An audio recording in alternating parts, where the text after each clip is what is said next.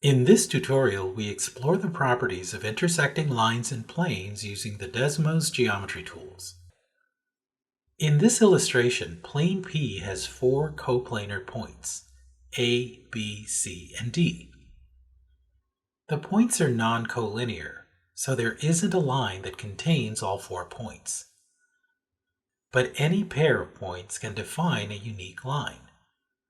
Lines AB and CD contain the respective points.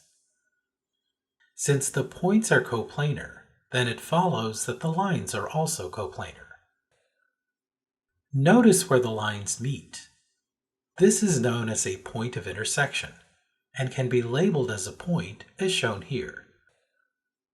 Line AB intersects line CD at point E. Recall that a line is one-dimensional and points have no dimension. So when two one-dimensional lines intersect, the intersection is a point with no dimension. Planes intersect along a line. Recall that planes are two-dimensional and lines are one-dimensional. So two-dimensional planes intersect along a one-dimensional line. Let's use the Desmos geometry tools to create intersecting lines. There are several ways of creating intersecting lines using the Desmos geometry tools. Here is one way.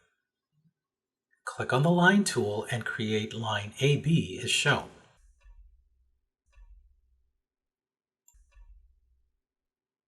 Click on the Line tool again and create a second line.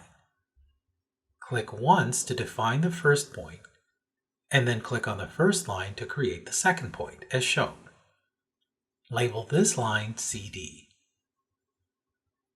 Move and rotate the lines to see the intersection point move. Here's the second way to create intersecting lines. Activate the Line tool and create two lines as shown. You can see how the lines overlap, but the point of intersection isn't defined.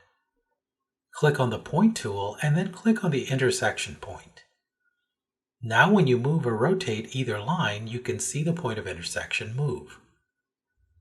You can use the Ray and Segment tools to create similar intersection points.